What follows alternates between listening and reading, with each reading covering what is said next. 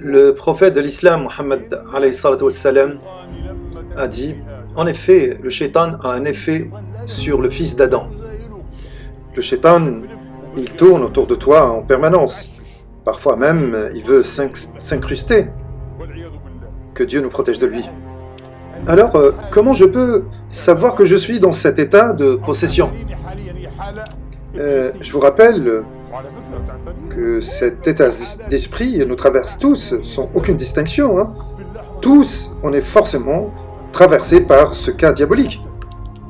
Cette situation diabolique qui t'envahit commence par un ressenti de haine, d'envie, de jalousie, avec une forte envie de déposséder ton frère de tout ce que Dieu lui a accordé comme bien dans ce monde d'ici-bas. Tu fais tout ton possible pour lui faire du mal, même avec ta langue, sache-le bien, que là, vraiment tu es entre les mains d'Iblis. Iblis te manipule, tu es devenu la marionnette d'Iblis, tout simplement. Le diable a un effet sur le fils d'Adam, a un pouvoir sur lui, et l'ange également a un effet. Alors, comment connaître ces situations? Les savants disent que l'effet du shaitan sur le fils d'Adam, il dénigre la vérité avec l'appel permanent à faire du mal, que Dieu nous préserve. Le diable, en te chuchotant dans l'oreille, il ne te dira jamais de compter sur Dieu, ni de laisser Dieu de s'occuper de tout ça. Jamais.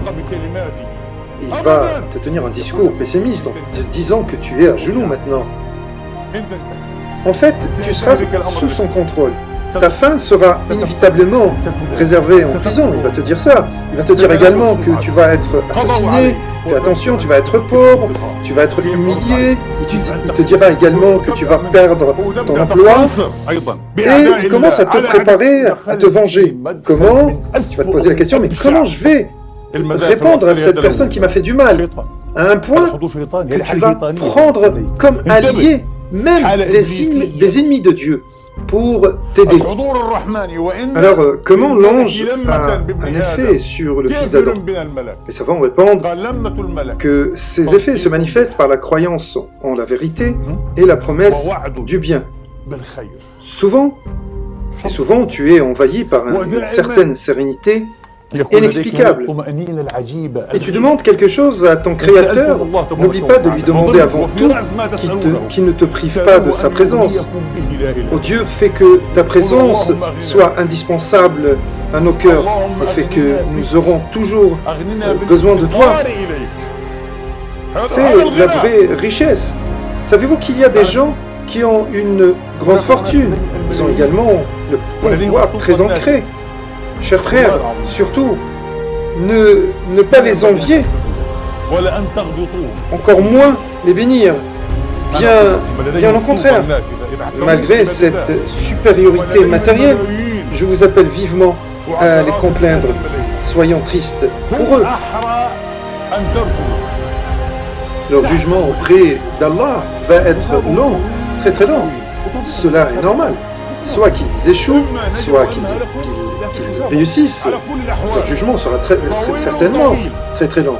Mais celui qui mérite amplement d'être béni, celui à qui a été confié le pouvoir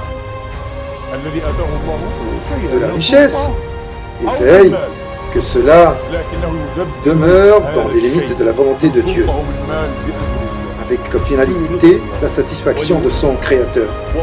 En toute sincérité, je vous jure par Dieu, cette catégorie de personnes mérite qu'elle soit imitée par nous tous.